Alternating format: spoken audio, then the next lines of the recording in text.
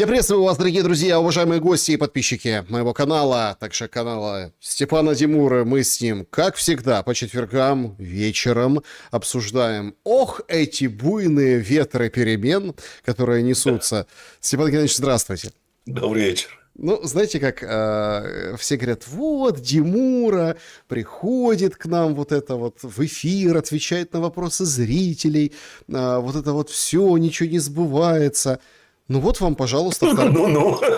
вторая серия войны с Ираном. Ну ладно, пусть не сбывается. Причем такая, что, знаете, реально вот все думали там, вот, что там испортит, там, Трамп не в духе. Так конкретно свинью подсунули на саммите НАТО в Турции Трампу. Прям КСИР стреляет по катарским каким-то кораблям. Не, ну слушайте, Трампу его макнули в собственное дерьмо, не более чем. Ведь меморандум МОЮ, меморандум о понимании, Угу. вот эта вот бумажка никчемная, которую дурачок подписал в Версале, акт капитуляции, она же там черным по белому, что в иранской, что в американской версии, парадоксально, но не совпали. Прописано, что Ормузский пролив, обеспечение судоходства в Ормузском проливе является прерогативой Ирана и лежит на плечах Ирана. И участвующих сторон, возможно. Ну, там этого не написано, но Оман. Хорошо, чем занимаются, значит, пиндосы? Чем они занимались? Они Оману выкрутили руки, там пообещав страшные кары небесные в виде санкций, и пытались проводить корабли вдоль побережья Омана. Разумеется, без разрешения КСИР, без всего остального. То есть, они в открытую нарушали что? МОЮ. Иранцы их предупреждали 2 или 3 раза. Ну, американцы же, они же ОМОН. Империя, понимаешь. Ну, иранцы подождали, ой, Трампик там, рядом. Ну, давай мы начнем по кораблям мочить. Ну, и как-то все быстро встало на свои места. Ну, конечно, они еще долбанули по авианосцу. Тут Трамп когда сказал, что японские исламисты выпустили 111 ракет по нашему авианосцу. Исламская Ну, республика Япония, да. да, Исламская республика Япония. Ну, что хотите, ну, синильное чмо, да. Ну, там, конечно, не 111 выпустили, а всего 6. 2 из них попало. Поэтому, ну, такой плевок уже нельзя было не Так, отвечать. куда попало? Подождите. В авианосец 2 штуки попало. А попало вообще, они все молчат. И вот это вся, как он говорит, Так, а вы знали, Трамп что в говорит, тот же Форд, помните, у них там горела очень сильно прачечная. угу. Очень сильно долго И горела там. туалеты забились, да. Ну, туалеты до этого тогда, да, они сами, наверное, забили, либо недоработка инструкции. А вот прачечная сильно горела. Значит, CNN, по-моему, подкинула тоже свинью Трампу. Они получили ролики и фотографии сгоревших помещений достаточно далеко от прачечной.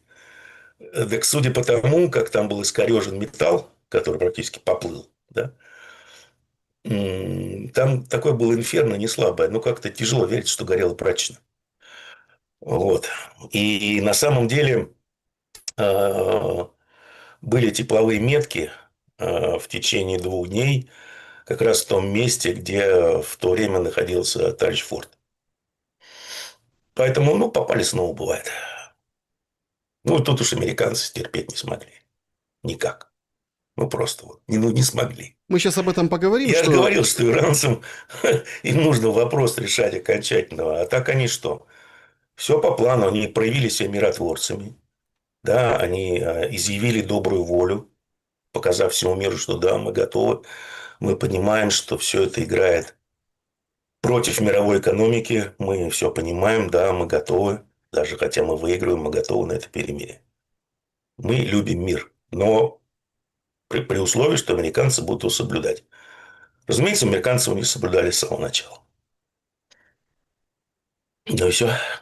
Сейчас Сейчас Айталу похоронят, и будет весело. Да, сейчас мы поговорим о том, что будет после похоронной Аталы, и как вот этот вот там сейчас по-разному описывают кампанию Трампа против Ирана. Говорят, 30 дней.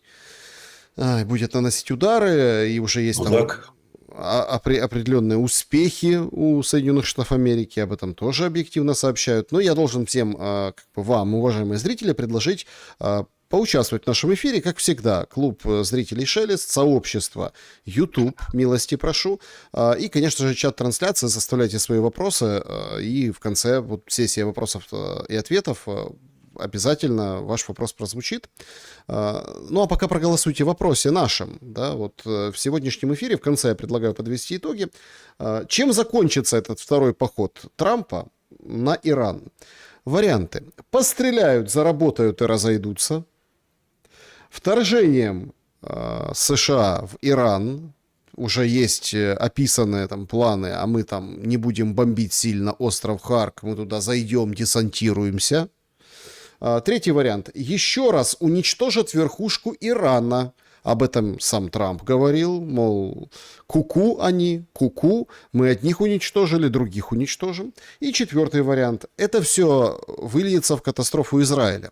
Варианты не противоречат друг другу, просто выбирайте тот, который вам нравится. Степан Геннадьевич, ну вот смотрите, прежде чем чего-то начать, надо понять, чем это кончится.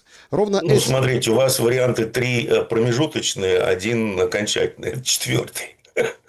Этим все и закончится. Почему?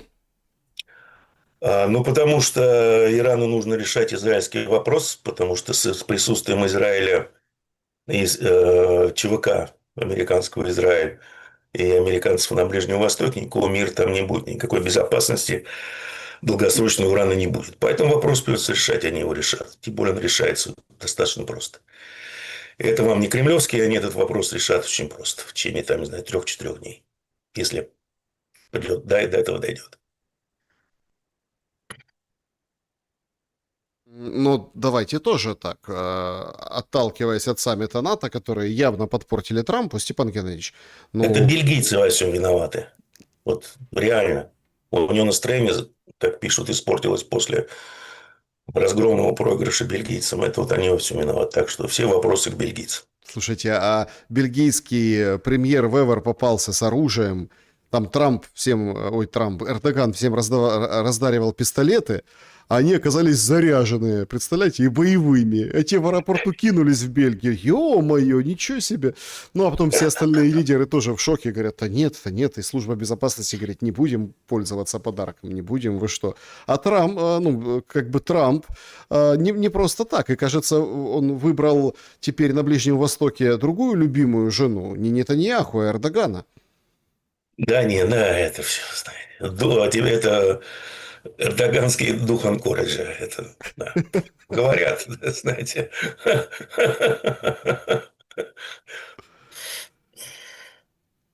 Ну, то есть вы не верите, что снимут санкции, дадут Нет, F-35? вполне возможно, что, может быть, когда-нибудь F-35 дадут, может быть, даже двигатели дадут.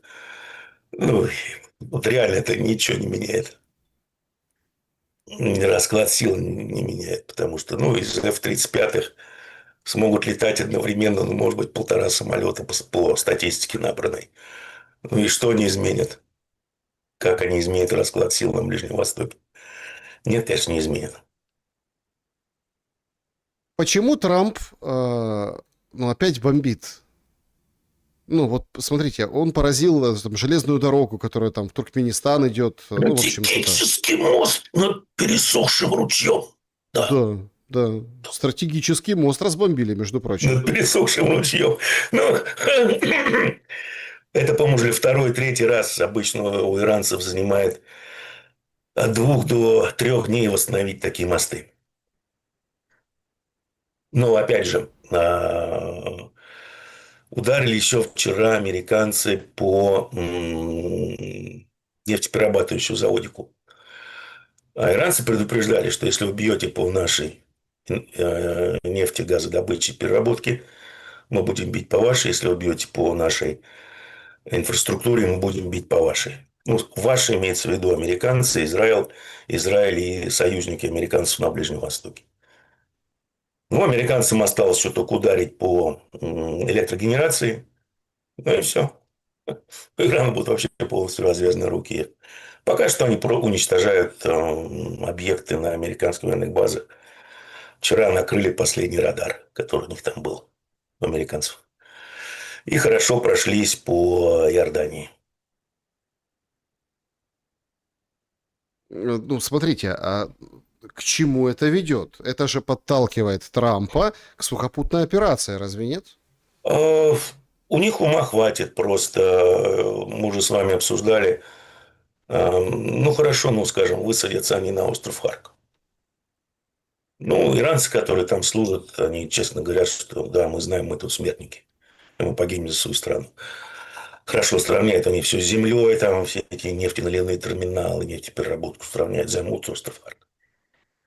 Вопросов сразу возникает много. Во-первых, как вы доставите отважных морпехов на этот остров? По воде, ну, потери будут процентов 50. По воздуху, может быть, меньше. Хорошо доставили. А у каждого морпеха будет воды, провианта и амуниции, ну, может быть, на пару дней макс. А дальше как вы будете снабжать? И ведь иранцы, они сказали, и вот когда говорят иранцы, я им верю, что пока что их действия совпадают с их словами. Они, ну, сказали, ну и что с ним, с этой инфраструктурой, мы ее потом отстроим. Но они же там всех закопают. Ну, то есть они будут просто уничтожать этот остров. Иранцы уже вместе с морпехами. Поэтому, как проговорился Трамп, там будут не тысячи убитых американских солдат, а он таки проговорился реальные цифры на 3,5 тысячи, а о, скажем, уже десятках тысяч. Под выборы прям самое оно. Так у меня, Особенно принимая внимание любовь американцев к иранской войне. если честно, сложилось впечатление, что Трампа подставили. Его невозможно подставить, он сам подставляется столько может. Вот реально, посмотрите на все его победы. Ну, это же поражение за поражением, по большому счету. Ну, за исключением, конечно, Венесуэлы. Это грандиозная победа. Венесуэльская нефть, она вот просто рекой потекла в США. Шутка, конечно. Ну да. Нет, ну давайте так. Смотрите, приезжает Трамп, приезжает строить товарищей европейцев. Говорит, ты, Испания, вообще пошла вон. Поговорил про футбол с этим самым Родригесом. Ты тоже вот это вот все. Вообще вы ничем мне не помогли, а мне не надо была ваша помощь, я вас проверял. То есть и не приехал бы, если бы не Эрдоган. Да? Дальше. Встретился с Зеленским. Рассказывал ему, говорит, линейка Патриот, все дела. Сейчас вот приходит новость во время нашего эфира, тут выпал Зеленский и хвастается, что приходят ПАК-3 из Америки для патриотов. Вот они уже идут. Они идут, говорит Зеленский. То есть смотрите как.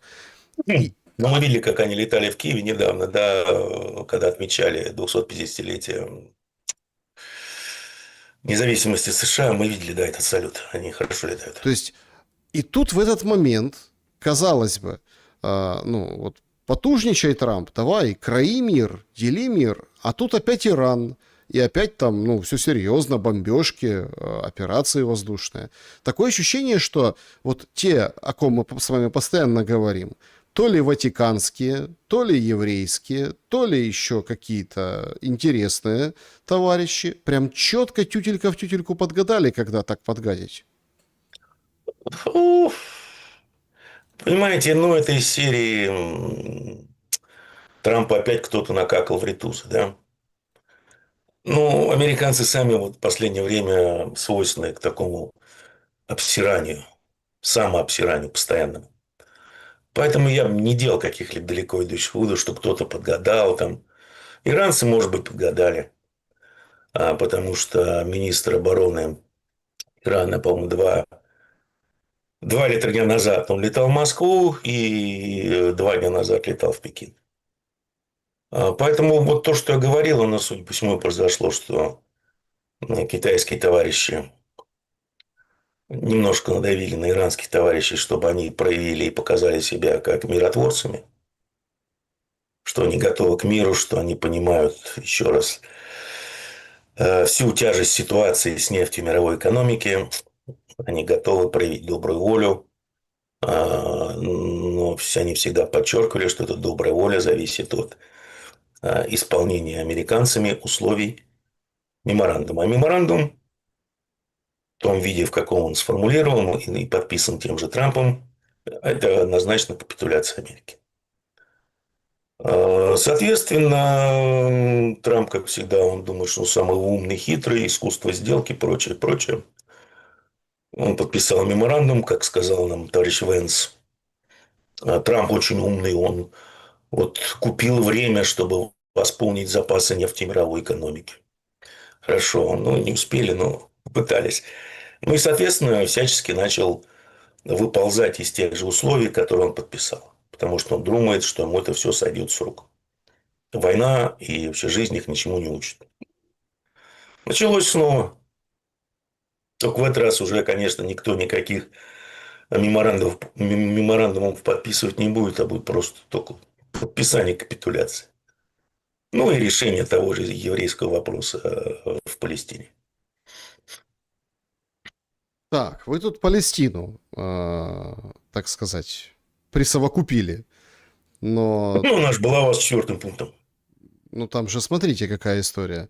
Там же они уничтожили какого-то хамасовца В очередной высокопоставленного. раз обезглавили Хамас, да, это им сильно помогает в последнее время. И вообще, как бы, на фоне вот этих атак Израиль пока не отсвечивает. Почему? Как не отсвечивают? Вполне не отсвечивают. Они спокойно проводят свою политику в Южном Ливане. Выходить оттуда не собираются. Поэтому нарушают первый пункт МОЮ. Как долго будет? 30 дней это вся катавасия? Я не знаю, честно говоря, потому что я не знаю, насколько хватит Израиля. Эм, Зависит все от иранцев. Еще раз, они могут вопрос решить за 2 дня, они могут решить его за неделю, они могут решить за 2 недели. Я думаю, все будет определяться а, не столько даже интенсивностью, а целями ударов США и Израиля. Стоит им тронуть энергетику, ну и все. Израиль практически, я думаю, что через 2-3 дня его не будет. Ну как, он будет, просто не будет пресной воды, не будет энергетики, жарко, ну и, соответственно, жить там нельзя. То есть я правильно понял, вы намекаете, что вполне вероятно московские и китайские стоят за вот этим новым всплеском? Я не думаю, что они сильно возражают. Они просто не оказывают никакого теперь давления на Иран. Если раньше, я вот точно знаю, что Китай всячески просил, ну, они не давили на Иран, а, скажем так, выражали свои желания, чтобы как бы вот пойти немножко на уступки США. Ну, по факту никаких уступок не было сделано благодаря тому же Трампу. Вот. Но что, иранцы прекрасно разыграли свою партию, они честно выполняли все договоренности, все до буквы. Их кинули совсем, их кинули. Им всего лишь привезли 3 ярда наличных, а остальное там началось, как нам объяснили. Так получается, а, кидалу кинули. Ну, кинули, да, да, да, кинули. Всех кинули американцы опять. На глазах у всего мира. Иранцы такие белые, пушистые. Вот у нас тут тем более траур.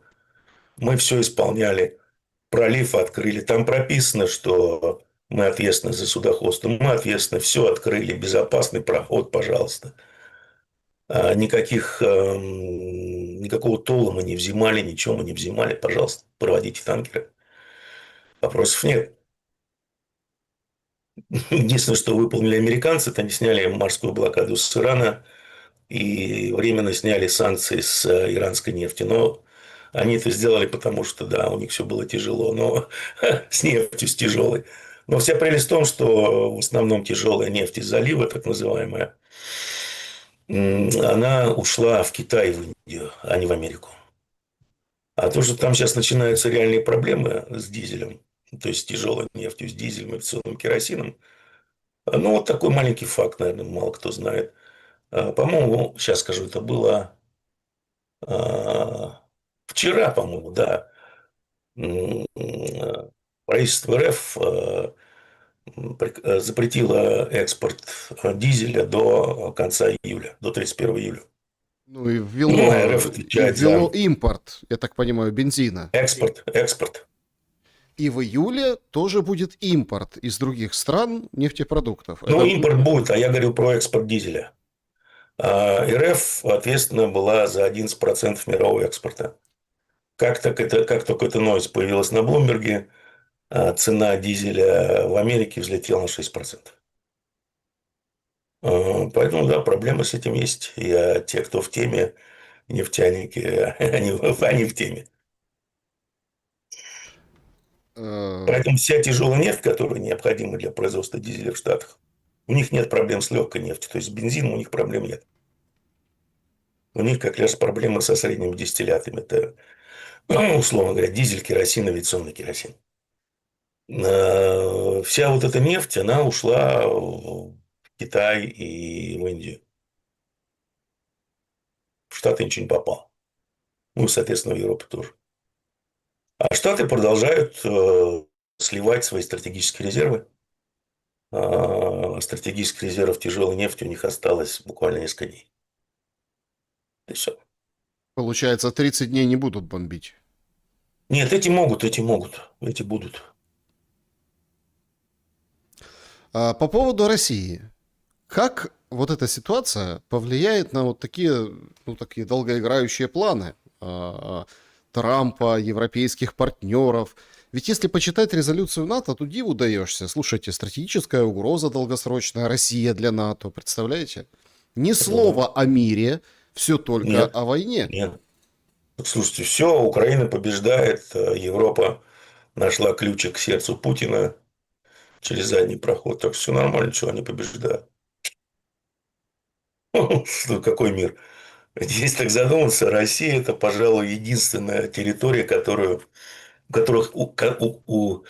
колонизировать которую еще есть возможность у европейцев. Весь остальной мир поделен, а европейцы из себя ничего не представляют ни в экономическом, ни в военном плане. Вот все, что ему осталось надеяться на колонизацию этой территории. Хотя они этого и не скрывают. А как повлияет? Ну, поступление в бюджет – это в основном это НДПИ, это в основном нефть, удар по экономике. Ну, скажем так, на мой взгляд, нефть – это не самое важное, что сейчас бьет по российской экономике, если принять во внимание ЦБ и Минфин. Это вот самое главное, скажем так, оружие Запада для ударов по российской экономике. Ну, в общем-то. Поэтому никак особо не повлияет. Ни в плюс, ни в минус. Ну, смотрите, повлияет, не повлияет, тут же как бы откуда нефть в Украине? А Ну, вот это вопрос тоже я хотел сейчас спросить Кремлевского. А вообще откуда на Украине бензин, дизель, производство все вынесено, как нам говорят? Экспорт. А почему импорт? А почему импортные возможности еще остались? Объясните нам, дуракам, русскомирцам, как так на пятый год войны? И свои НПЗ вы защитить не можете, и украинский импорт тоже прекратить не можете. Как так? У меня нет ответа на этот вопрос. Это нужно вопрос задавать в другое место. Зеленский выходит и говорит о том, что встреча с Трампом была хорошей, а вот если б Ельцин знал 20 лет назад, он бы не выбрал такого преемника. Что думаете? В смысле Путина? Ну, Зеленский плохо понимает структуру власти на постсоветском пространстве, в том числе и свою тоже. Его британские хозяева, видать, плохо ему объяснили этот вопрос. Ну, он говорит, что Украина побеждает. Не, ну а как, конечно, побеждает. Вот все, сейчас Москва сдастся, превратится в островок, как Крым. И что? Что Путину остается делать? На поле боя Российская армия отступает. Вот сейчас украинцы дочищают Константиновку. Полный разгром. Крым практически взят. Осталось высадить небольшой десант. Ну и все. Что останется делать Путин? Только принять условия Зеленского и Европы. А какие условия, Степан Геннадьевич? Вот непонятно. Прекращение, прекращение огня по линии соприкосновения. Так это Украина же, остается. подождите, так это же победа России или нет? Нет, какая же победа России? Победа России – это, еще раз, превращение ЧВК, уничтожение ЧВК Украины как ЧВК Запада. Вот это победа, да. Потому что других ЧВК у Европы нет и не предвидится такого качества и такого размера. А сама Европа, она не обладает никаким потенциалом ВПК и армии от слова совсем, чтобы воевать с Россией. И в ближайшие лет 10 этого не предвидится, что они создадут какую-то армию. Что-то похуже на армию. Если вы посмотрите на состояние того же Бундесвера, ну, Британию мы вообще в расчет брать не будем. У них, кроме мягкой силы, что, в общем-то, мощнейшее оружие, армии нет. А Франция – это тоже там смешные 2-3 дивизии боеспособных. Поляки, хотя они там говорят, что вот у нас тут великая такая армия. Но вот из последнего, что я читал от уважаемых людей, за кордоном, разумеется, они здесь, у поляков тоже боеспособные практически 3 бригады все на данный момент. Поэтому это... Но европейцы тоже, понимаете, карма – это такая штука, вот они кричат, что мы вот пойдем войной на Россию там в 29-м, как в 30-м году. Ну, а там черт его знает, может, там в Кремле хозяин сменится, придет какой-нибудь непонятный тип, скажет, ну, раз они хотят с нами воевать, что мы будем ждать? И все. Путин говорит, что это все, чтобы раскачать общество российское. А Качается? я вам скажу так. Смотрите, я вот в последние, наверное, несколько месяцев вообще весь этот словесный понос, простите, это называется подкорку, которую они сливают на ландшафт, все эти политиканы, их прислуга, имею в виду, по всему миру. Я как-то, знаете, вот такой, считайте, что у меня есть ИИ-фильтр. Вот я его так пропускаю, даже не обращая внимания, что говорят, то фильтрую на определенные вещи, а именно. Ну, мне легко, по большому счету, потому что, по крайней мере, у меня есть модель, которая пока что соответствует развитию событий, которая соотносится к действительности. Пока мне не приходилось все корректировать вот эти последние 5 лет. Поэтому мне легче ставить фильтры, что ловить. Я ловлю и такие вещи. Я ловлю страхи, когда не высказываю свои страхи, потому что они существа примитивные. И ловлю, скажем так, то, что вбили путем электрошока. Вы знаете, вот как он павловский рефлекс, когда натаскивает там собаку вот служебную, вот что у нее такой мощнейший павловский рефлекс. Вот что и когда натаскивали на длинном их длинном их хозяевам во время длинного Так, политической жаждем, карьеры. жаждем подробностей, что из этих вы Ну, я вам уловили. просто пример начну приводить, вы поймете, о чем я говорю. Да. С той стороны, да, со стороны Америки. Европа там просто слазь на понос вообще. То есть там даже там фильтровать начали. Трамп. Нефти осталось на 4 недели. Спасибо, мы это озвучивали. Бессент.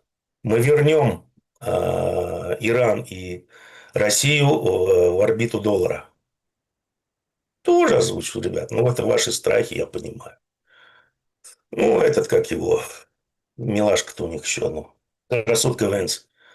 Трамп купил время для восполнения нефти. Рубио.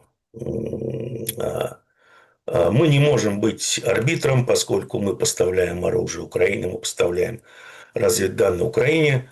Ни оружие, ни разведданные России мы не поставляем. Мы сторона конфликта, не арбитр. Ну, здрасте, очевидные вещи. Да? Переходим на наш тур. Песков. Здесь уже мы переходим не от... Ну, помимо того, что у него там теперь все двоякость откуда-то исходит. Значит, двоякость откуда у него исходит?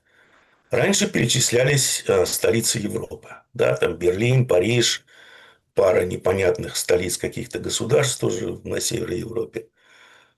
Потом он отмолвился и Вашингтон, к сожалению. Это прогресс. Так, какую главную столицу он не называет? Лондон. Вот название этого города ни в одной из его двоякостей никогда не звучало. Нет, ну Где он? Ну МИД вот, российский Лондон называет. МИД – это отдельная песня, мы говорим про офис президента.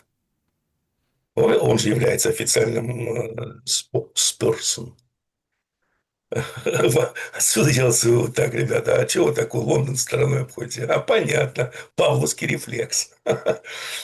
Путин, пожалуйста, вот вы стали проводить. Вот там была несколько иная цитата, немножко вы ее, не буду говорить, что вырвали из контекста, контекст чуть интересней. А именно, а, пытаются что-то там разрушить российскую экономику, и самое страшное внести, что ли, нервозность в общество. О, понятно, чего мы боимся. Мы боимся социальной нестабильности. Потому что тот же Володин много раз тоже изливал свой главный страх, говоря, что стабильность очень хорошо, стабильность – это главное. Ну, вот только на таком уровне я весь вот эту вот подкорку и анализирую. Потому что никакого смыслового содержания нет, никакого смысла это анализировать и строить на этом какие-то далеко идущие планы, либо делать какие-то выводы, тоже смысла не имеет, потому что это все меняется от дня ко дню. Единственное, что остается постоянной константой, это дух анкориджа и модальность анкориджа. Нет, ну уже как бы она иссякла. Нифига подобного. А, Витька и зятька ждут. Извините, это у каких-то отщепенцев вроде МИДа. Нет, нет, нет. Песков так и говорит, что вот мы не понимаем, мы надеемся, что это всего лишь Трамп устал. Это его слова, он устал. Поэтому даже Путину не позвонил. На самом деле, в глубине души, вот он за модальность в городе. Вот, и вы собираетесь это все анализировать, вот это вот все, да, и делать какие-то выводы, ну, как говорится, give me a break. Нет, просто вот все теперь на стороне Запада. Что будет делать Россия? Ну, Россия, еще раз, вот, я повторюсь уже в который раз. Вот уже за 4 налета на Киев, да, вот если взять все, что было использовано для налетов на Киев.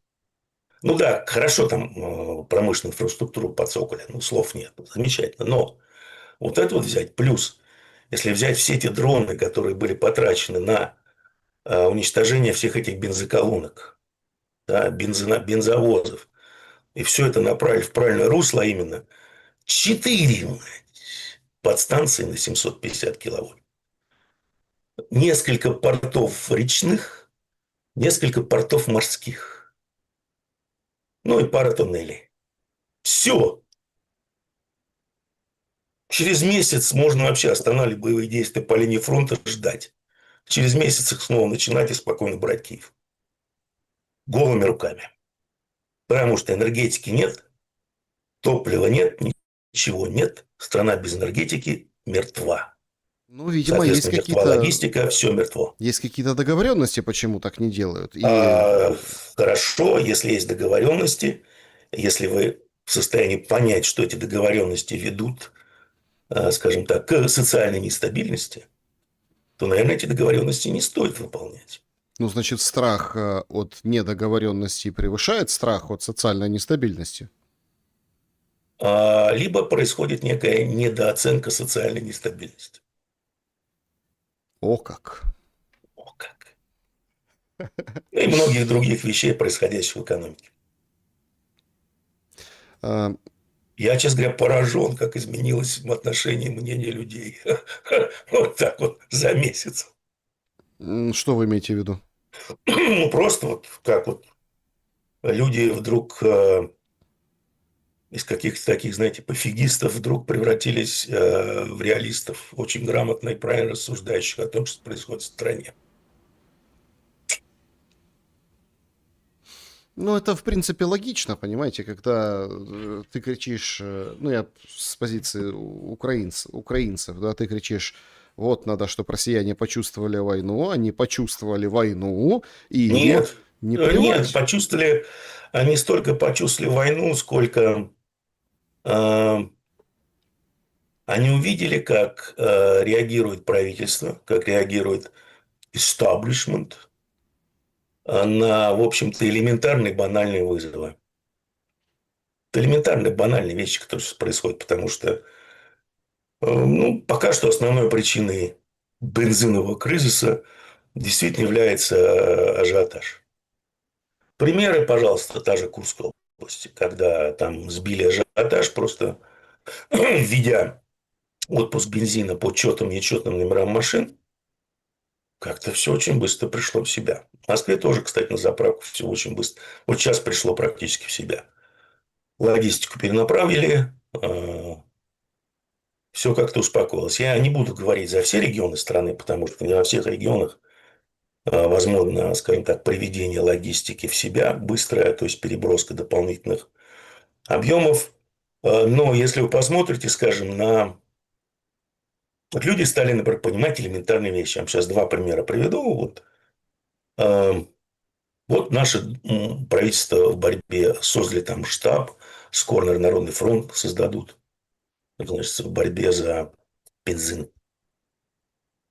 И вот предлагают два, значит, гениальных вообще решения.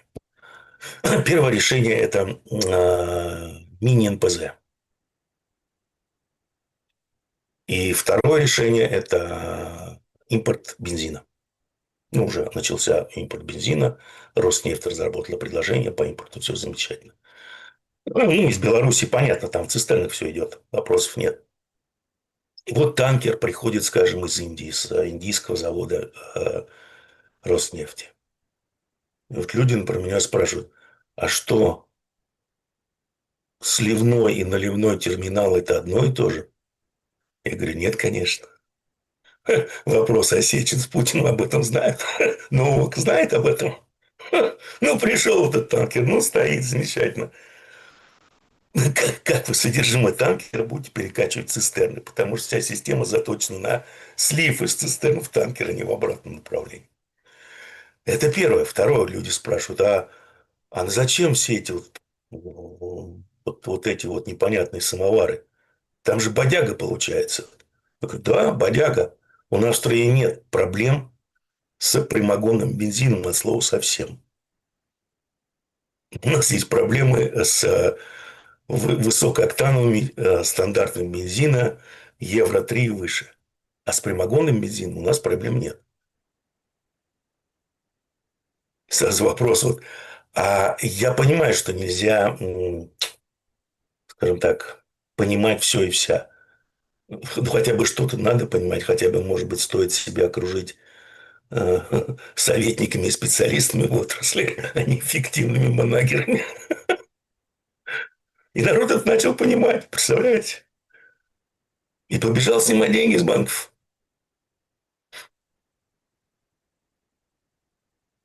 Значит, пока мы с вами говорим, Трамп что-то сделал. не, Зеленский вышел.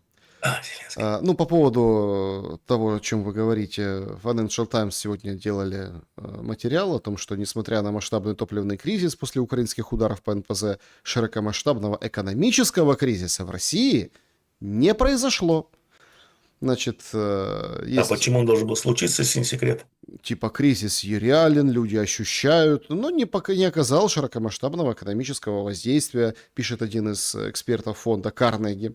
Но первые последствия уже выходят за пределы рынка топлива. В Чите оператор вывоза мусора остановил работу для решения проблемы с нехваткой бензина. Это Financial Times пишет про Читу Вполне возможно, потому что, и мусор. ну, если нет бензина, ну, не завезли бензин. Логистика была направлена в другие места.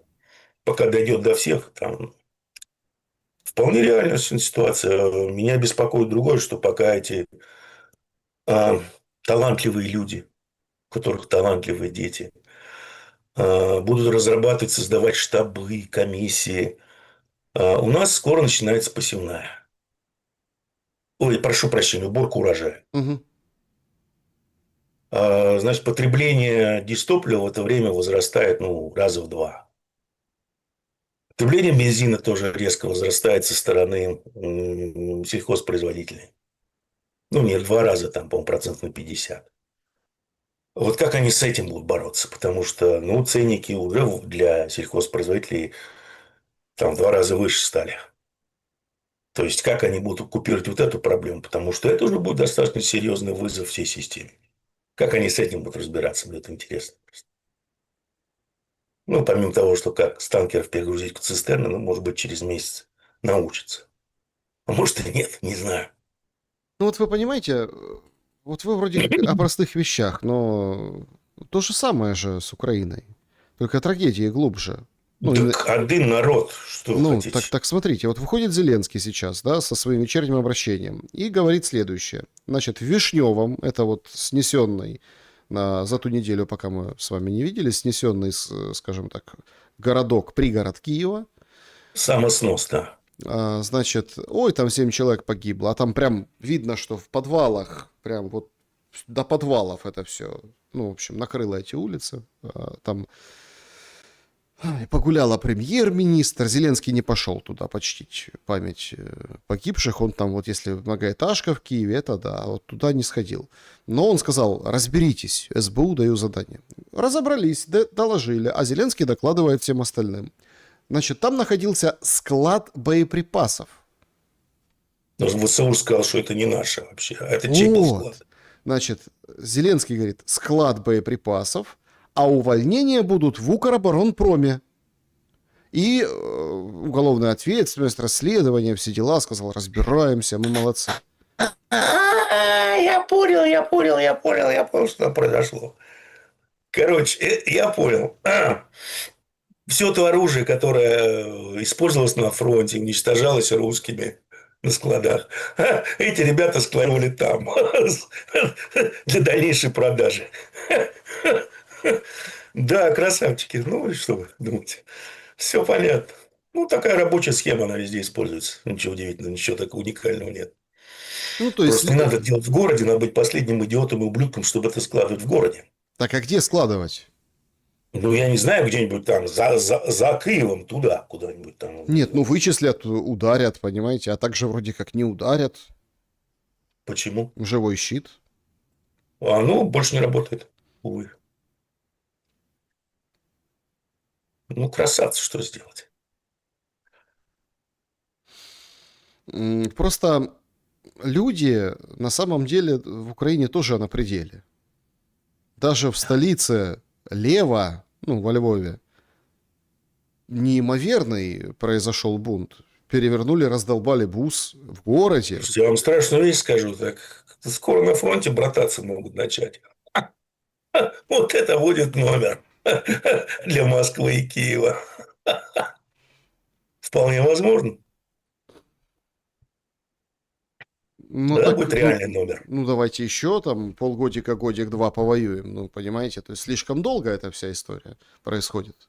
Не, я не думаю, что так, ну, годик смогут, потому что, ну, реально начинаются проблемы. А, вот, я же еще про Трампа забыл. Страх он тоже выдал. Спасаем ВСУ на саммите НАТО.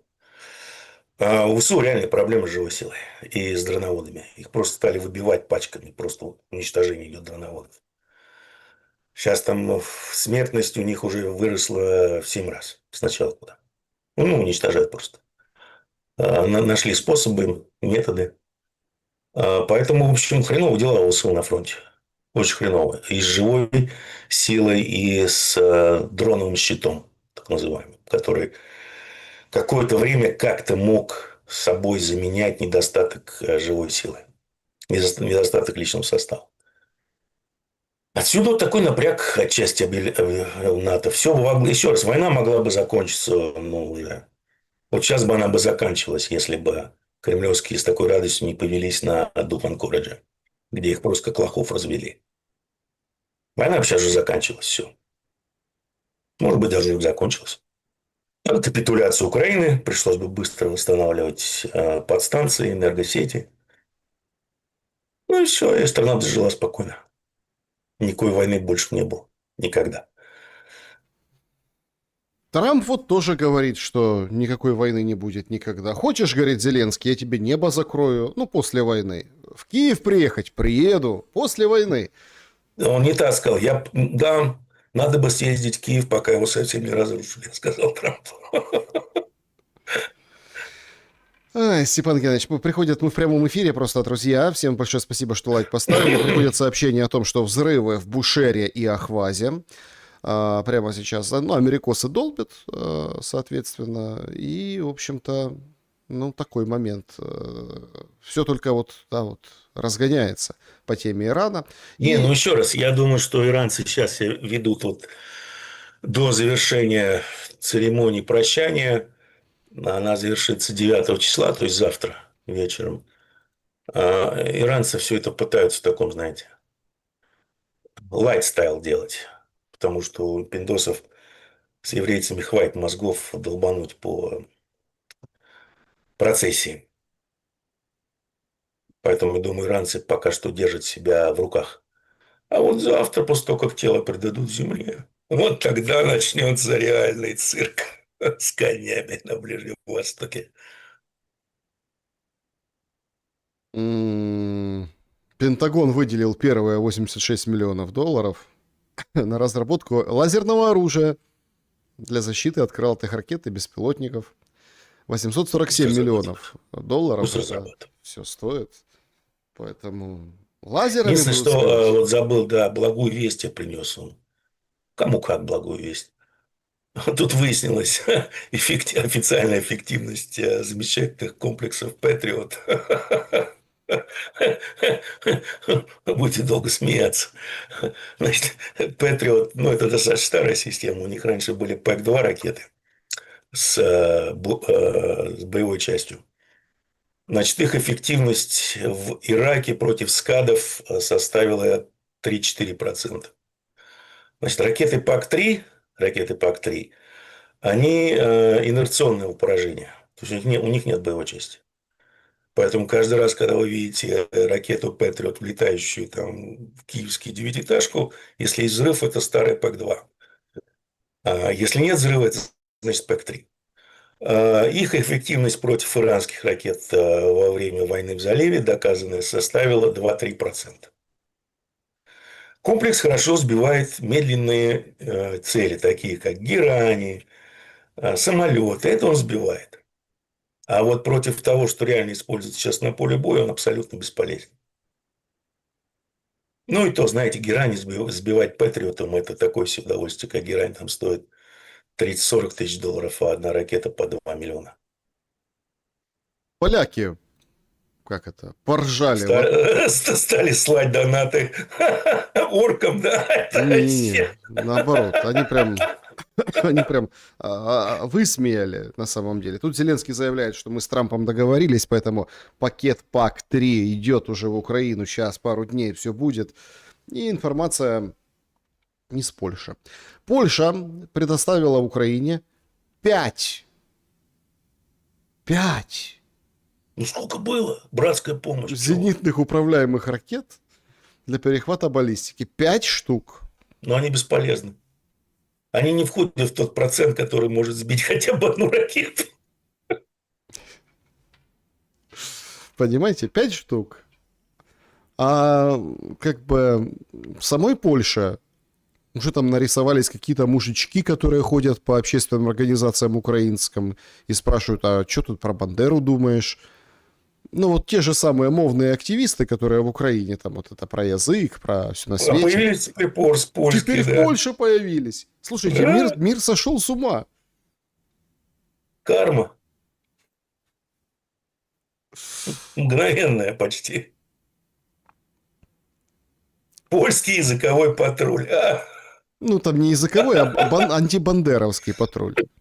Ну да. Они же там Да. рвали и флаги вот эти Мгм. красно-черные на заседании Европарламента. И понимаете, ну, как бы все бы ничего, но проблема-то все-таки политическая.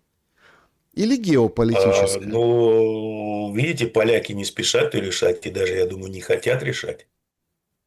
Потому что они понимают, к чему все идет. И что, да, Украина побеждает, это хорошо, прекрасно, но на языке. Соответственно, нужно будет... Ну, там уже такие настроения в Польше пошли. Я когда с хохлами разговаривал, знакомыми, да, которые в Польшу уехали, были бизнесмены, сейчас один водитель автобуса, а другой водитель грузчика в порту. Да, погрузчика в порту. М. Они там говорят уже типа, ну а что поляки говорят? Нахрена тут под хохлами, когда лучше под русскими ходить? Ну, когда им говорят, что война с Россией будет, Украина его защищает. Типа, идите нахер, лучше под русскими быть, чем с вами воевать вместе. Ну, на самом деле, поляки-то понимают, какие закулисные договоренности и чем все закончится. То есть, да, у них там свой взгляд на определенные части Украины. Поэтому они так начинают, во-первых, отползать от Украины, а во-вторых, как-то я так посмотрел, даже тот же Туск-Пуск, да, он начинает немножко свою антироссийскую риторику-то прижимать в одно место. Лавров, свежак. Москва больше не будет верить, что Запад хочет вести переговоры по Украине. Этот Даже запас, несмотря на двоякость положения да, Вашингтона. этот запас доброго отношения и надежд исчерпан окончательно, сказал Знаете, кто он мне на напоминает? пресс-конференции вместе с министром иностранных дел Мозамбика Марией Лукаш. Ну да, мне брошенку напоминает. Почему? Поматросил и бросил, как я обижен. Он разбил все мои мечты. Моя любовь для него – это ничто. Как вот нам сказал, не хотелось бы думать, что Анкоридж использовали для. Любому человеку с двумя нейронами было понятно, что именно для этого он использовался Анкоридж. 100 раз на вашей программе говорил, что, ребят, ВСУ хана, сейчас будут просто время тянуть. Но это же министр иностранных дел, он же, в принципе, ну, я там диванный эксперт с своим скудным умишком. Но он-то ведь министр целых иностранных дел. Он же ведь считается чуть ли вторым человеком в мире после Ван И, мэтр, можно сказать, геополитики. И такие проколы, мама родная, куда катится это? А самое прикольное, что никто за это никакой ответственности и наказания не понесет. Ну, ровно как и за рванувшие склады по Украине, Да, и за бунт. Зеленский комментирует бунт во Львове, который произошел. Говорит, история плохая, очень плохое отношение к людям в военной форме, так не должно быть. конечно, это МВД пускай несознательные граждане с низкой социальной ответственностью работают на Кремль. Нет, МВД пускай Нет? разбирается, а А, Минобороны Федорова пускай, ну, собственно, как бы этот бунт, чтоб не должно так быть, чтоб, ну, такая... У него давал задание, сколько уже месяцев прошло Федорова, что типа, ну, сворачивая этот людоловство, вот это вот ужасы а эти. как? Слушайте, извините, Зеленскому дупу долбят каждый раз. Где мобилизация? У тебя проблемы на фронте, у тебя людей нет. Где мобилизация? Мы тебе бабки дали. Оружие даем. Ты нам что обещал? Сотни тысяч тушек. Где они? Куда им деваться-то? Некуда. Ну, то есть я понял, это так, для отвода глаз. А что Да. касается мобилизации в России, Петр Павел говорит, что 2 месяца есть у Зеленского, чтобы закончить войну, иначе в России будет, ну, Телеграф пишет, новая эскалация, а другие источники пишут, он четко сказал, они проведут мобилизацию, ну и все, тогда хавайся вжито, как говорят у нас. Я вот честно, я слышу эти разговоры на самом деле уже много.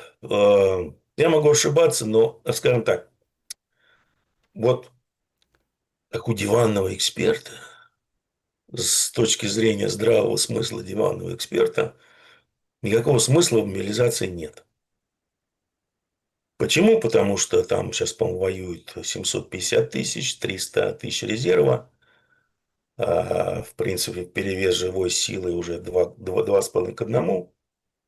Ну, сколько вы еще мобилизуете? Ну, 500, на 600 тысяч. Ну, вы же их даже одеть-то снова не сможете. Оружием даже сдать не сможете. Зачем мобилизовывать? Если только попытаться как-то снизить нагрузку на бюджет, потому что часто контрактники подписывают контракты, там хорошо платят, включая подъемные и со всеми выплатами по ранениям и по смерти. Но вот статистика последняя показывает, что в месяц сейчас, в день, прошу прощения, подписывает контракт чуть больше 1000 человек.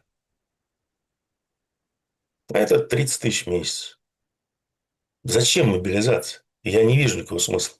Вот с точки зрения такого расклада. Воевать с Европой, ну, есть сейчас вот в российских элитах просто такое вот чувство, что да, вот скоро война с Европой, на нас нападет НАТО. Ну, это люди, которые примерно вот для них что слить, что налить бензин в танкер, это одно и то же. Так вот. Помните, как в этом Винни-Пухе входит и И выходит? выходит. Я Входит. тебе идет такой грустный ИА. Да, пятачок, я тебе покажу мой любимый размер. Я тебе покажу мой любимый цвет. Я тебе покажу, входит и выходит. Так и здесь, да. Просто они реально прониклись идеей и мыслью, что война будет с Европой. С НАТО. Ну, с Европой, с НАТО.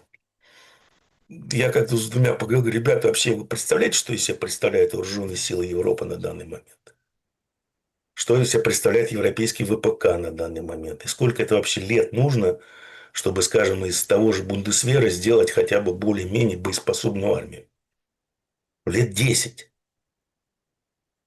Это первое. А второе. Ну, давайте посмотрим на тех же немцев призывного возраста, тех же французов призывного возраста.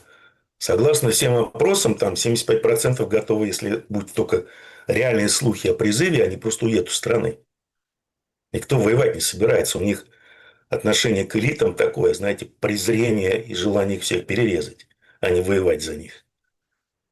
Поэтому, ну, есть такие, да, веяния в элитах, что надо готовиться серьезно к войне с Европой. Нет, Ну, ну разумеется, подождите. все эксперты. Вы берете сухопутную составляющую. Она вообще не нужна, А сухопутная она вообще, ну, составляющая. вот смотрите, сейчас Иран воюет с США. Про Израиль пока, ну, молчок. Я еще раз поделюсь своим удивлением. Нет, нет, я, извините, вас перебью на минуту, на секунду. А эти-то, вот эти вот, они-то думают как раз про сухопутную войну.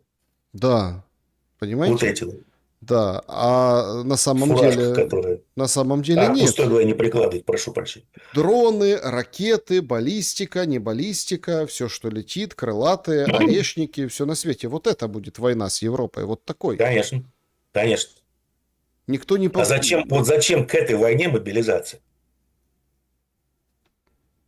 И еще раз, зачем вот вся эта мобилизация какое-то все отношение имеет к войне в Украине? Если вы, обладая существующим арсеналом и существующими возможностями, не можете, извините меня, самое, отличить одно от другого, да, и не можете ничего сделать, просто вы боитесь.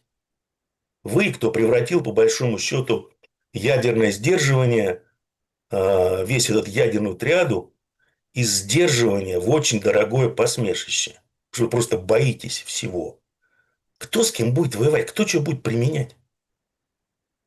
Поэтому, Ну, во-первых, с точки зрения, повторюсь, вот с моей точки зрения, я объяснил, мобилизация вообще, ну, она не нужна. Но с точки зрения людей, которые как там наверху же не дураки сидят, вот с точки зрения тех, кто сидит наверху, возможно, это имеет смысл. нет, ну, одно дело мобилизация для там мобильных огневых групп, дроны сбивать, вот это Ну, одно. слушайте, нет, когда говорят мобилизация, имеется в виду вот мобилизация, вот там, набрать еще 1 000 000 в армию. Ну и что вы будете делать с этим миллионом? У вас даже одежды на него нет, формы на него нет, ничего на него нет. Я уже не говорю про вооружение и обучение. Ну, наберете, ну дальше что? Устроите опять очередной этот сам марш-бросок по минным полям в стиле советских командиров? Ну, можете. Махать. А так она не, ну, я не вижу никаких причин для мобилизации. Для чего? Какая поставлена цель? Сущего арсенала достаточно, чтобы закончить войну, скажем, через 2 месяца. Вот тупо. Причем не нося никакого, не нося никакого существенного урона мирному населению Украины. Ну, просто ему придется какое-то время пожить без электроэнергии. Возможно, да, на подножном корме. Ну, бывает. Но это недолго. И все. Степан Геннадьевич, как вы отнеслись к совместным разработкам, совещаниям и реальным планам и действиям на совещании, как там, Гуэнчжоу, кажется, называется китайский город, по блокированию и даже физическому уничтожению группы спутников Илона Маска Starlink? Представляете, чего замутили? Шпигель сегодня об этом пишет, еще там Давно издание. пора. Нет, не пора. Нет, нет, нет, нет, нет. Не пора. Потому что вся вообще система позиционирования, вся система управления беспилотниками, вся система, даже Палантир, управление боем, далее создание систем управления беспилотниками, которые не привязаны к GPS, ничего, они просто идут, грубо говоря, по ландшафту, они видят здания трехмерные, которые, для съемки которых используется Starlink, пусть строят, пусть строят. Пусть только на это и полагать, потому что другого у них пока и нет и не будет в ближайшее время. Но когда, скажем так, начнется серьезная заваруха, да, все это уничтожается. И Западная армия, ее больше не существует от слов совсем. Ну, а сейчас вот, ну, пожалуйста, вот в Иране уже применялось же оборудование для глушения Starlink. Российская, да, системы работают, глушат сигнал в радиусе 20 километров. Чего вы их не применяете? Элементной базы не хватает для строительства массового производства. Ну уж, извините, раньше надо было думать. Но, в принципе, да, все это уничтожается легко. И китайцы уже, по-моему, лет 5 назад, даже, может быть, дольше, раньше провели эксперименты по уничтожению, правда, собственных спутников на орбите с помощью лазерного оружия. Ну, чё. В ясный день спутники находятся на геостационарной орбите. Координаты известны. Можно даже в телескоп навестись. Это все. Просто, понимаете, это все, конечно, очень хорошо, но задача оторвать Россию от Китая не выполняется Трампом. А он ее не может выполнить. Они делают все. Смотрите, у них несколько... Вот Запад, государство, цивилизация, Россия, Китай. В принципе, если вы посмотрите, то совершенно разный менталитет. Хотя там где-то культуры близки, где-то они различны. Менталитет другой. И люди работают вот, и рассуждают с точки зрения, что ли, своего менталитета и пытаются своими понятиями объяснить действия других. Особо не вникая в то, как работают другие, как они вообще обучены, какие у них базовые понятия, какие у них базовые формы действия и тому подобное. На мой взгляд, что происходит. Поэтому вот, ну да, не отрывает. А что они пытаются для этого сделать? Ну, пытаются вот все делать через силу. Получается через жопу у американцев. Мир через силу, у них мир через жопу получается. Как в свое время, да, в Опа, Советском это Союзе. сила. Ну, смотря какой формы, в какого возраста, да, Как это может быть орех. большой силой. Как Это орех. Да. может двигать обществами легко. У Рютте надо спросить. Поэтому у них план такой, если через силу, хорошо, значит, нам нужно поменять режим в России. Это у американцев задача. А задача европейцев не только поменять режим, ведь там про Маккиндер уже говорили много раз, там про Срединные страны или Срединные империи. Но у них еще более банальная задача. Это, в общем, это, как считают европейцы, у них до сих пор фантомные боли колониализма, по большому счету. Они считают, что в мире остался один такой большой, не такой же плохой кусок земли, который еще никому не принадлежит. Вот нам бы его колонизировать. И как в свое время европейские империи делили Африку, вот так его поделить. И, в принципе, можем там себя обеспечить и ресурсами, и, в общем-то, дополнительными землями для проживания и тому подобное. А почему не повелась Россия от Волги до Енисея? Ну вот смотрите, это ж так хорошо быть колонией Запада. Ну вот посмотрите на Прекрасно, Украину. конечно. Не, ну, слушайте, западные ценности Технологии, это ценности, фильмы, технологии, кинематограф. ценности, это права человека, Да. свободы базовые человека. Ну, я не знаю, но, что-то, понимаете, я тоже русский, я всегда на нас смотрю на русских.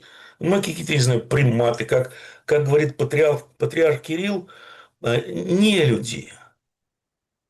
Даже вот, судя по всему, вот все эти тысячелетия христианства, про которые нам рассказывают, но они не смогли изменить вот эту вот нашу русскую какую-то примитивную, что ли, сущность не людей.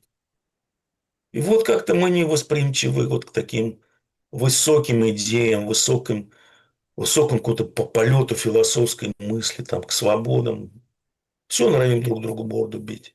Как нажремся, так сразу морду бить. Не в дискуссии вступать, а вот морду бить. Ну, приматы, короче. Я иногда, когда читаю комментарии наших эфиров, я тоже так вот это вот почти как патриарх Кирилл думаю, да.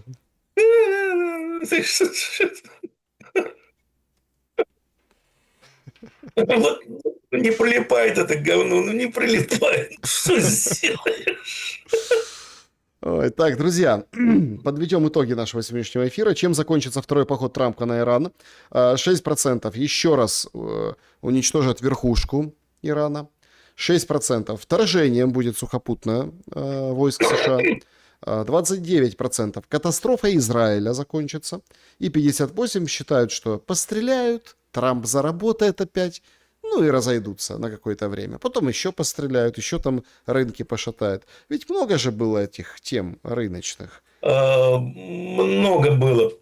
Дело в том, что тут уже не рыночные цены, еще раз, а позиции Ирана.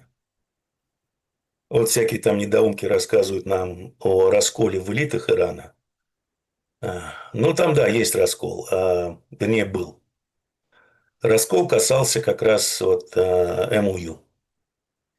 Потому что и молодой Этала, и как же у них этот совет экспертов, Верховный совет экспертов, который имеет право и как назначать, так и снимать с должности Верховного Эталу, коллегиальный такой орган власти. Большая их часть выступала против каких-либо переговоров США, а выступала за то, чтобы их надо добивать вместе с Израилем прямо здесь. И нас опять кинул. Как раз было заявление молодого Италы, что я, в принципе, выступал против этого, но вот правительство меня заверило, что все переговоры будут вестись исключительно только с точки зрения силы и с точки зрения выгоды и безопасности Ирана, бла-бла-бла. Мы дали по этим переговорам шанс. Ну, китайцы очень сильно просили. И объясняли, что, ребята, ну, надо бы вам упрочить свои позиции. Ну, и нефти нам заодно подогнать тут. Что иранцы и сделали. Вот, поэтому теперь раскола уже никакого нет. Да, Шел приходит... раскол. Так что, еще раз, это к тому, что Трамп там может себе воображать все, что угодно, что вот он снова пойдет, там скажет, что давайте жить дружно. Ему покажут большой, толстый, да, вот такой вот. И будут на нем крутить, пока он не сдохнет. От внутреннего кровоизлияния. Значит, что еще сказал Зеленский? Два слова и пойдем к вопросам. Украина готова сотрудничать с японской Mitsubishi по производству ракет для Патриот. По словам Конечно, пусть Зеленского, работают. да, Киев... Это же хорошо, понимаете, вот тут местные патриоты у нас бегают, какой, ребята, пока не будут заняты производством этой никчемной, они не будут делать что-то, что реально работает, так что пусть делают. Киев наладить обмен хочет. Япония, кстати, производит аж 30 ракет Патриот в год. Конечно. А представьте еще отвлекать мастера, чтобы Чтоб он рассказывал, как там, да. Да. Значит, ну это такой юмор, сарказм, конечно же. Так, также заявил, что Украина рассчитывает получить системы САМ-ПТИ. С Францией уже подписано все соглашение. Начала Как там сотрудничество. Рафаэли? 100 штук, да? Рафаэль чего-то. А, как там 100 сабов превратились в 12. Вот. Украина также начала сотрудничество с Турцией и Азербайджаном в оборонной сфере и продвигается очень быстро в этом, говорит Зеленский. Плюс нанесен удар по центру Запорожья. Ой, ну удары, конечно, тяжелые на самом деле. Не А, туда бьют. Ну что, логистический центр было поражение какое-то. Так, друзья, переходим к вашим вопросам. Степан Геннадьевич, как всегда, вопросов очень много. Режим Блиц для нашей аудитории очень хорошее, скажем так, подспорье, оставить вопросы. Клуб зрителей Шелест. Друзья, ни голосом, ни пока, вот видите, и шума пока нет. Слишком, как бы вот... Кашель душит, я думаю, сейчас долечусь и все будем заряжать по полной. Спасибо, что поддерживаете, ждете и шум, ждете и там какие-то разговоры в частном канале, в клубе зрителей. Все будет. Всем большое спасибо, всех ценю, всех люблю, всех обожаю. Но здоровье, оно видите какое, понимаете? У нормальных людей наслякать, а у других там на жару. Да, вот такая реакция организма. Значит, клуб зрителей Шелеста. Вот такие вопросы для вас, Степан Геннадьевич. Давайте парочку. Совок, пользователь называет себя. Добрый вечер, Александр Александрович, Степан Геннадьевич. Некоторые экономические обозреватели предсказывают быстрое развитие экономического кризиса в Европе, США, Китае и других странах. Прошу ваше мнение о вариантах таких предсказаний. Ну, вот я не знаю, честно говоря, кто что предсказывает, давно не интересовался. У меня один вариант – это дефляционный коллапс. Уничтожение долга, потому что главная проблема в мире сейчас долг. Это тот актив, который подлежит уничтожению, потому что, ну, попробую быстро на пальцах объяснить. Ну, вот есть у вас экономика, да, обычно такая примитивная марксистская. У вас есть капиталист, да, у вас есть труд, у вас есть средства производства, есть капитал. Когда труд соединяется со средствами производства в магическом экстазе, создается добавленная стоимость, которая потом идет в накопление, в сбережение, прошу прощения, капиталисту и рабочему на потребление. Ну, фабрика так чук-чук-чук-чук-чук и работает по чуть-чуть. Вводите в систему долг. Рабочий может взять в долг, чтобы купить больше продуктов своего труда, в том числе у капиталиста. Капиталист может взять долг, чтобы создать больше средств производства, больше рабочих в экстазе объединяться с средствами производства. Ну, и вы поняли, все так идет, раскрутится, долг увеличивается, но его же надо обслуживать, есть же судный процент. И вот в определенный момент вы приходите к точке, где добавленная стоимость, создаваемая в реальном секторе, в экономике, начинает не хватать на то, чтобы поддерживать потребление на текущем уровне и обслуживать существующий долг. То есть все свои доходы будущих периодов вы уже проели. Начинается что? Уничтожение долга, дефляционный коллапс. Как это развивается? Ну, можете почитать про Великую депрессию, можете прочитать про Величайшую депрессию, которая была в 19 веке, в 1876 году началась. А в Европе потом перекинулась на США. Все везде одно и то же. А так вот в наше время, это 2008-2009 год, это был рекламный ролик. Можете прочитать, как это все развивалось в Японии. Только сделайте одну маленькую такую поправочку. Сейчас весь мир в состоянии Японии. То есть спроса на японские продукты, условно говоря, теперь не будет. Потому что весь мир в состоянии Японии. Вот и все. Вот так все и будет. Это стандартный вообще бум-бас-сайкл называется. Или кредитный цикл, либо бизнес-цикл. В основном это кредитный цикл. Так, Марк задает вопрос. Здравствуйте, я одессит, бывший, сейчас в Германии. Но у меня такой вопрос. Бывших одесситов, как и чекистов, не бывает. Да, у меня такой вопрос. Жил в войне я 3 года. и не понимаю, почему россияне не бьют по портам. У меня там знакомый работает в Одесском порту, говорит, что прилетало, было очень близко он сам, но били как-то по автобусу с рабочими. Жесть, конечно, но как бы порт не выносят совсем из строя. Потому Бомбят. что, Причем это касается и Николаева, и Ильичевска, да, говорит Марк. потому что там интересы уважаемых людей. Уважаемые люди, что они заносят бабло? Вот возьмем вот недавний, прошлогодний, по-моему, такой инцидент между товарищами Алиевым и товарищем, ну, он не Путин, не будем говорить, между Россией и этим, как же это все называется? Азербайджаном. Мгм. Это был какой четвертый год войны, да? Что там делали азербайджанский нефтеперегонный завод? Как туда шел нефть? Через порт, да? Его не трогали. Как только товарищ Алиев повелся неправильно, это все вынесли к черту. То есть до этого момента никого не волновало, что этот нефтеперерабатывающий завод производит бензин, производит дизель для украинской экономики, для ВСУ, идет на экспорт, и Украина получает еще дополнительные деньги на продолжение войны. Это никого не волновало, потому что уважаемые люди. Уважаемые люди себя повели не совсем правильно. Им пришлось показать их место. Раз завод не стал. Так, смотрите, я продолжу Так и ваш с пример. Вот портами. пару дней назад была же сейчас 200 плюс заправок Россия вынесла на территории Украины. 200 плюс.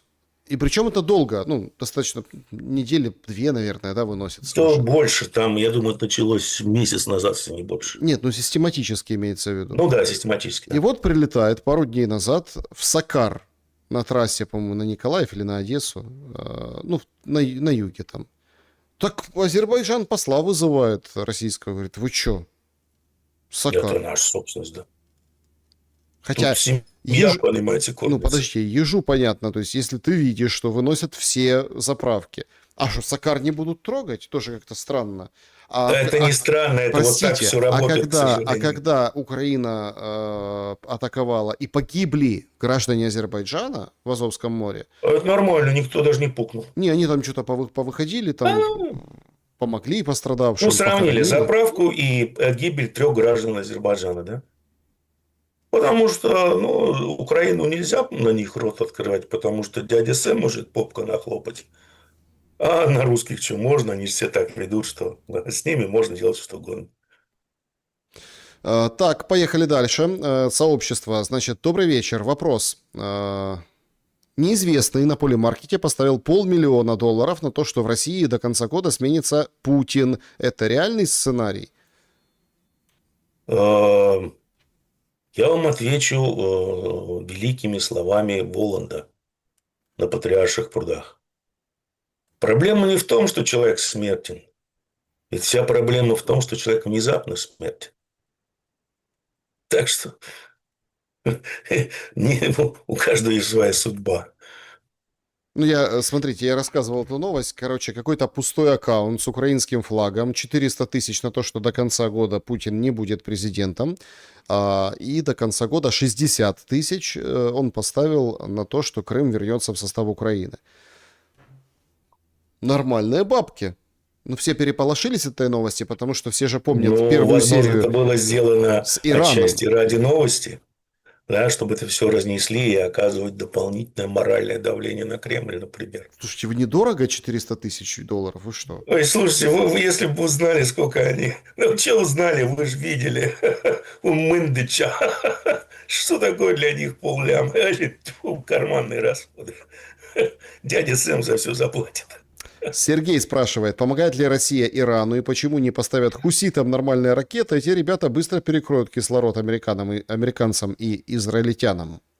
Ну, хуситам все помогают, все им все поставили давно. Просто Иран же говорит, что, ребята, будьте еще себя хуже вести, закроем Красное море. И судиты себя ведут тихо и ровно, потому что их основная сейчас экспортная артерия для нефти, там, по-моему, 4 где-то миллиона тонн перекачивается.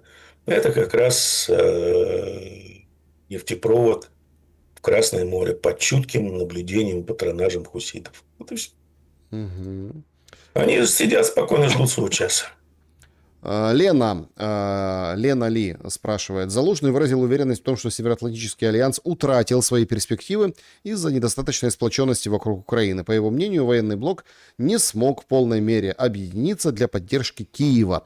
Все как-то забывают про самый главный вопрос. Ну хорошо, Россия начала превентивное военное действия против Украины. А НАТО тут при чем? Украина же не член НАТО. Какого рожна НАТО полезла защищать Украину? Да еще и с голой задницей. Ну, потому что вообще, это Залужный сказал про превентивные действия? Превентивные действия Это нет. его фраза? Нет. Ну, Россия начала превентивные действия против Украины. Это Да. его фраза? Его? Нет, это, я так понимаю, что это Лены фраза. А, Лена, я понял. Залужный Я думал, Залужный. выкатил статью, говорит, что Россия не проигрывает. Удары по НПЗ это больно, чувствительно, понятно, ярко, красиво. Последствия будет когда-нибудь иметь, но на поле боя не влияет. И вообще, там, потеряли мы темп, на поле боя равновесие, но мы подставляемся под еще более жестокий удар. Такая, ну, колонка была у Залужного. Равновесие на поле. Ну, он двигает тему равновесия на поле боя. Такой, знаете, 50% правды, 50% хуцпы. Ну, и что? Дальше, синяя борода. Степан, почему не товарищи вышли на опережение и уже начали пулять в заливе? То есть август, не ноябрь, точно? Или это будет скоротечная и для кого-то роковая война? Почему? Можно коротко? Ну, я не знаю, но нет большого ума явно. Еще раз, вот я в этом эфире говорил, что иранцы найдут повод, создадут предлог, чтобы начать войну. Так, как будто не они начали. Нашли, создали. Ну, теперь они все вопросы порешают в последний раз на Ближнем Востоке. Я имею в виду иранцы. Роман, в условиях информационного перегруза верить в сказки, и чем сказочнее сказка, тем легче заходит, тоже выход. Например, Да. если все Библии, не путать с премьер-министром Биби, были написаны чуваками из Ватикана не позднее 8 века нашей, хотя на самом деле их эры, допустим, это действительно так и было. Что дает основание считать, что все гоминиды, которые пьют кровь Христа, обряд Евхаристия, либо вкушают тело Иисуса, ритуальный каннибализм, мягко выражаясь, примитивнее папуасов? Они не примитивные, они ничем от них не отличаются. Поэтому вот об этом, я думаю, знать, как лучше вот себе это все представлять. Это стадо баранов на перформансе Кашпировского. Угу. Падают все. А что не падают? Непонятно. Впечатлительные. Здравствуйте. Вопрос для Степана. Как бы он охарактеризовал людей, продолжающих отстаивать свою страну, в которой соотечественники угоняют машины этих людей, а полиция на протяжении нескольких лет бездействует, система саботируя наказание преступников и поиск имущества? Всем добра. Ну, терпилы. С другой Терпимо. стороны, понимаете, это вот можно говорить, сидя на диване, да. Я сталкивался, скажем так, с правоохранительными органами. Ну, вот примерно такие же ситуации, как у вас. Ну, как охарактеризовать? Ну, хорошо, а что вы можете сделать так вот реально? Вот вы пошли защищать страну, но вы хоть что-то делаете, непонятно для чего. И вы видите, грубо говоря, такое предательство. Ну, как что я могу сказать? Ну, Родина тебя всегда кинет, сынок. Это вот, к сожалению, русский есть такое выражение, которое последние века всегда почему-то работает. Вопрос. Почему снимают санкции с российских спортсменов? Дело идет к похабному Брестскому миру?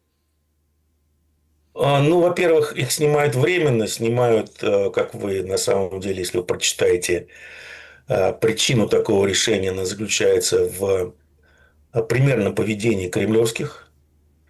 А в чем заключается? Это то, что у нас по Конституции добавилось территорий, да? Но почему-то Олимпийские комитеты этих новых территорий, которые являются российскими по Конституции, в том числе Крымом, они вот как-то вот в российский вот этот вот олимпийскую какую-то вот ассоциацию как-то вот не включены до сих пор. Делайте Мгм. выводы сами. А по большому счету это первое. Второе, ну, там сейчас с некоторых олигархов начинают санкции снимать, например, с сестры, э, э, кто же у нас все время говорил-то, тьфу на тебя, Алексей, этот Усманов. Сестры Усманова, европейцы, санкции сняли. Так это что, это А, еще Лавров а, просил через Ну, тем не менее, Симеарта, их сняли, да. бог знает Их когда, сняли. помните? Прослушка Да, была да, но еще. тем не менее, европейская Фемида. Сняли санкции. Это на самом деле сделано не просто так. Потому что Лавров там никто. И тот же пример, кто там, венгры просили, они тоже никто. Для Фемиды. Она управляется из другого места.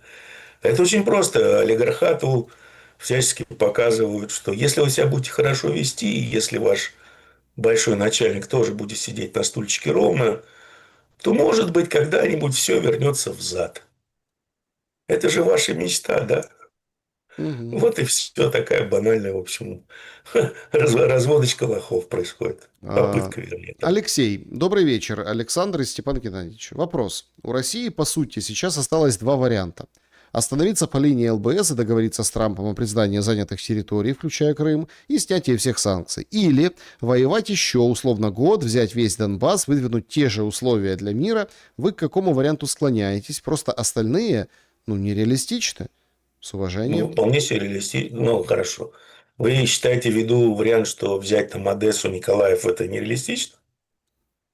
Ну, Дойти до Днепра, это нереалистично? не хватает народу. Нам многие эксперты объясняли, что надо где-то Ну, я не еще... знаю, что это за эксперты, потому что если бы эти эксперты посмотрели на карту, они бы поняли, что вот если вот такая ситуация, то линия фронта по своей продолжительности, протяженности не особо увеличится. Это во-первых.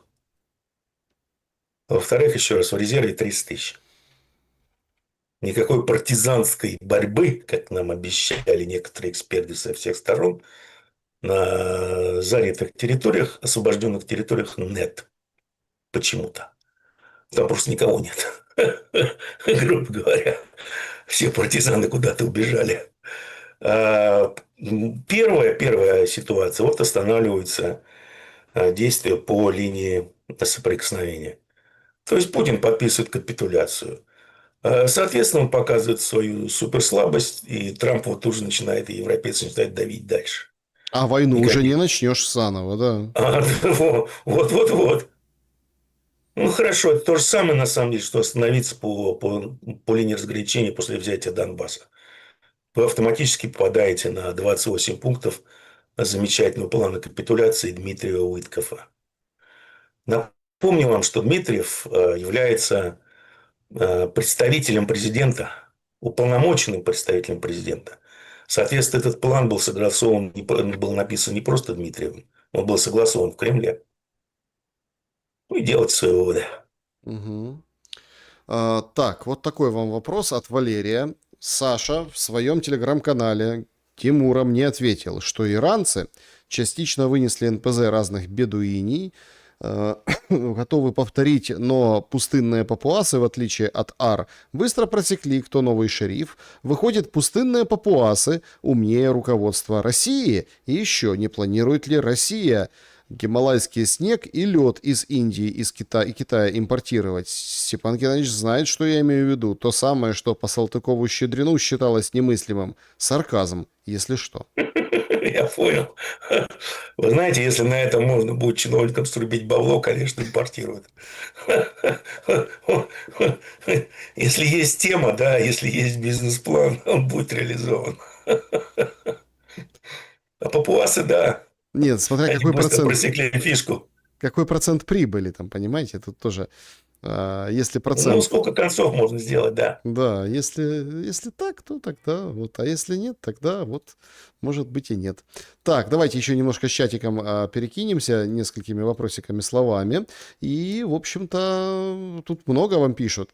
Не стоит ли России научить Иран массово создавать носители оружия на межконтинентальное расстояние, не обязательно с ядерным содержанием? Сергей задает вопрос. Это, кстати, очень интересный вопрос. А вдруг у Ирана появится что-то, что может долететь до Америки? Это как-то изменит ситуацию? Но смотрите, все же носятся над тем, чтобы у Украины было что-то, что летит далеко, ну там, уничтожая дальние подступы российской стороны. А что у Ирану нельзя?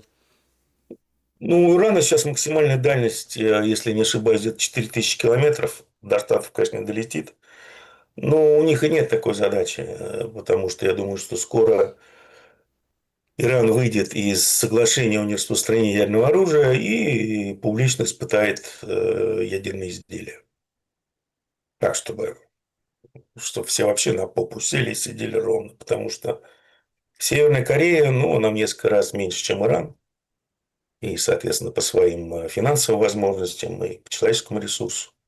Но, тем не менее, как только они создали ядреный девайс, а потом вдруг у них оказались твердотопливные носители межконтинентальные, которые почему-то один в один напоминают тополь. Мобильный который. Сразу все от них отстали и стали относиться с большим пиететом и уважением к товарищу Ину. Вот и все. Так, Александр спрашивает, а если экономика сейчас станет сталинской, вы, Степан, будете за? Если да, то нет, или нет, то почему? А что значит сталинская экономика? Вы понимаете, что вы говорите?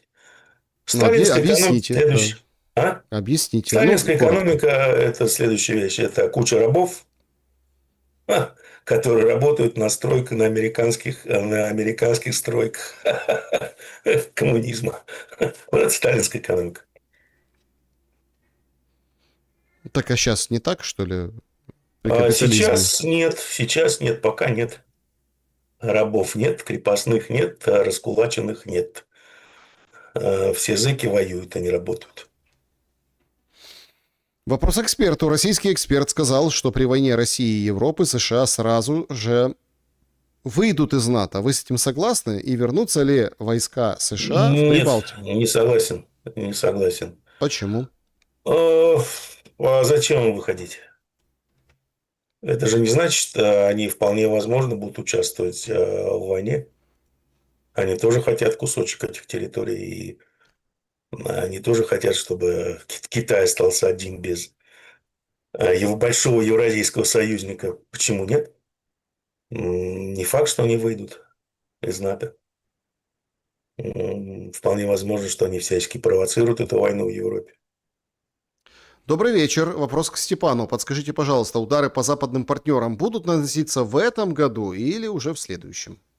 Ой, я не знаю. Слушайте, вот тут вопросы. Посмотрим, как сработает вот этот бет на поле маркета. Мгм. Для начала. Так, значит, сейчас вот такой вопрос. Чем, Димс спрашивает, чем будут накачивать население Европы как причины, почему надо с Россией воевать? Ну, потому что это антихрист.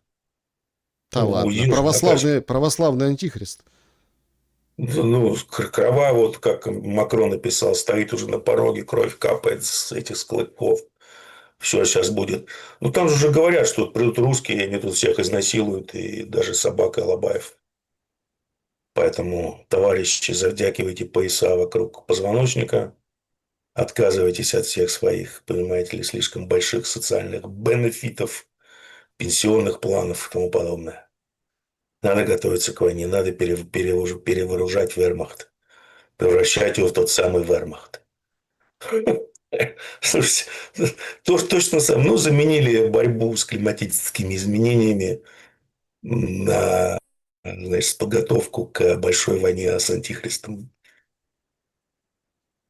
Уважаемый спикер, очень жаль, что у вас вызывает смех то, что там никаких партизан, никого нет. Людей с Украины убивают, затаскивая на фронт, а вы там в верхах играете в танчики реальными жизнями. Чего, кого убивает, за какой фронт?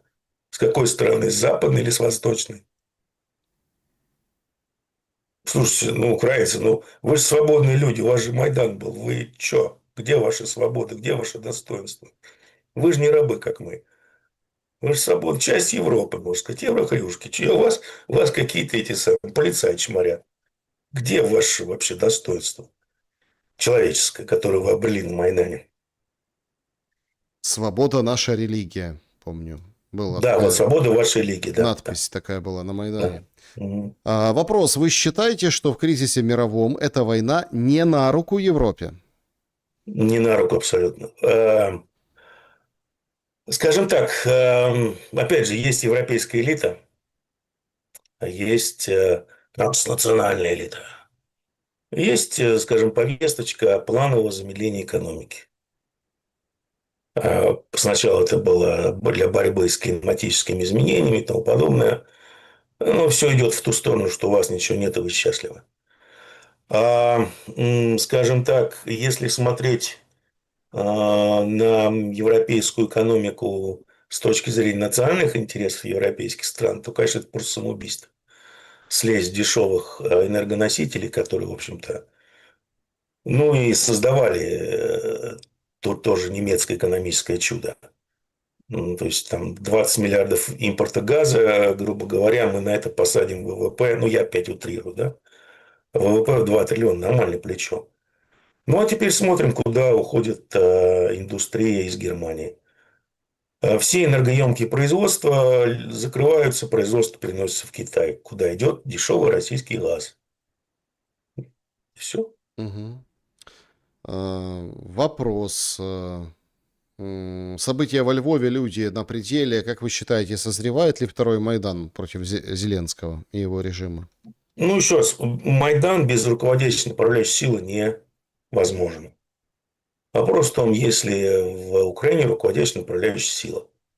Ну, насколько я вижу, в Украине два интересанта. Это вот, условно Европа, Британия и, возможно, даже американские интересы. Вот как нам говорят, Буданов типа представляет американские интересы, а Зеленский, вся вот эта шелупонь вокруг него, это ребята из МИ-6, грубо говоря.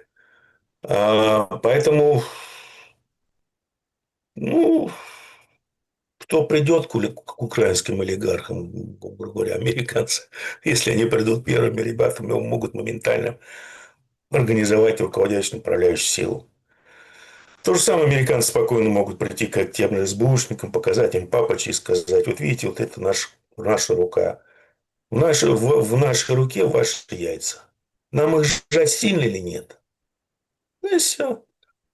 Весь вопрос в том, что на данный момент Зеленский – это полезнейший идиот для Запада. Потому что он спокойно, сознательно, своим окружением, во-первых, убивает страну, убивает украинский народ до конца, но, во-вторых, моет огромное бабло для своих западных партнеров.